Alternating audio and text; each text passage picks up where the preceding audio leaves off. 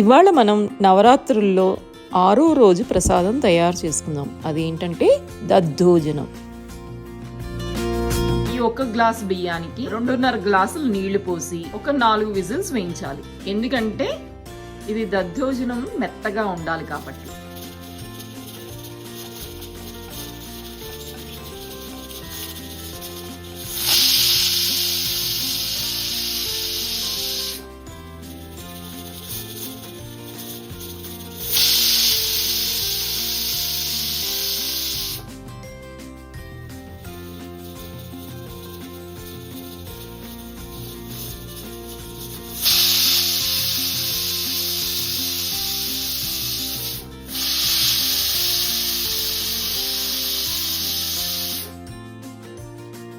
Stove కట్టేసుకోవాలి. 4 whistles అయిపోయాయి కదా.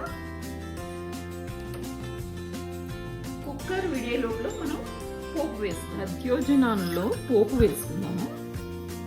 కొద్దిగా నెయ్యి వేసుకుందాం. నెయ్యి కరిగాక జీడిపప్పు వేసుకుందాం. దీన్ని ఎర్రగా వేయించుకొని తీసేసుకుందాం ప్లేట్లో. ఇవి ఎర్రగా వేగిపోయి ఇప్పుడు ప్లేట్లోకి తీసుకుందాం.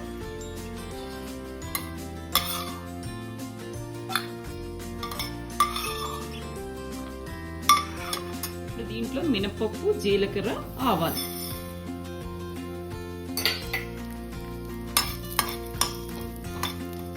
కొద్దిగా మినపప్పు వేగాక ఎండుమిరపకాయలు వేసుకుందాం. అలాగే కరివేపాకు, పచ్చిమిరపకాయలు. పోపు వేగింది, మనం స్టవ్ కట్టేసుకుందాం. కొద్దిగా ఇంగువ.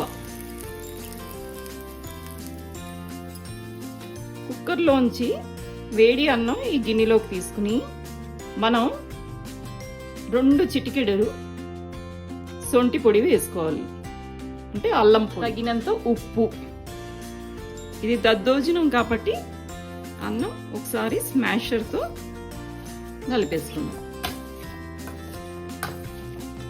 వేడి అన్నం మీదే మనం సొంటి పొడి, అల్లం పొడి వేసేసుకోవాలి. అప్పుడు దాని ఫ్లేవర్ బాగా అంటుకుంటుంది. ఇప్పుడు ఈ అన్నం కొంచెం చల్లారాక మనం పెరుగు వేసుకుందాం. అన్నం చల్లారింది, ఇప్పుడు మనం పెరుగు కలుపుకుందాం. దీన్ని 1 గ్లాస్ బియ్యం తీసుకున్నాం కదా, దానికి 1.5 గ్లాసు పెరుగు వేసుకోవాలి. అది కూడా పెరుగు కన్సిస్టెన్సీ పట్టి ఉంటుంది. కొన్ని పెరుగులు చాలా చిక్కగా ఉంటాయి, అప్పుడు కొంచెం ఎక్కువ వేసుకోవాలి. ఇప్పుడు దీంట్లో వేయించి పెట్టుకున్న పోపు కూడా వేసేసుకుందాం. ఇది మనం కలిపేసుకుందాము. అమ్మవారికి నైవేద్యం పెట్టాక మీరు ఉప్పు సరిపోయిందో లేదో టేస్ట్ చూసుకుని దానికి సరిపడా వేసుకోండి. ఇప్పుడు మనం ఇది నైవేద్యానికి ప్లేట్లోకి తీసుకుందాం. ఇలాగే పళ్ళెంలోకి తీసుకుందాం.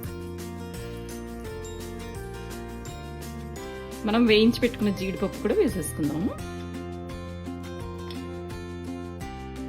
6వ రోజు ప్రసాదం రెడీ. దద్దోజనం రెడీ అయింది. అమ్మవారికి నైవేద్యం పెట్టుకోవచ్చు.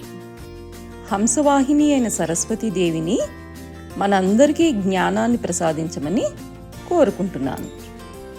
జయ జయ వాణి సరస్వతి, జయ గీర్వాణి సరస్వతి, జయ జయ వాణి సరస్వతి, జయ గీర్వాణి.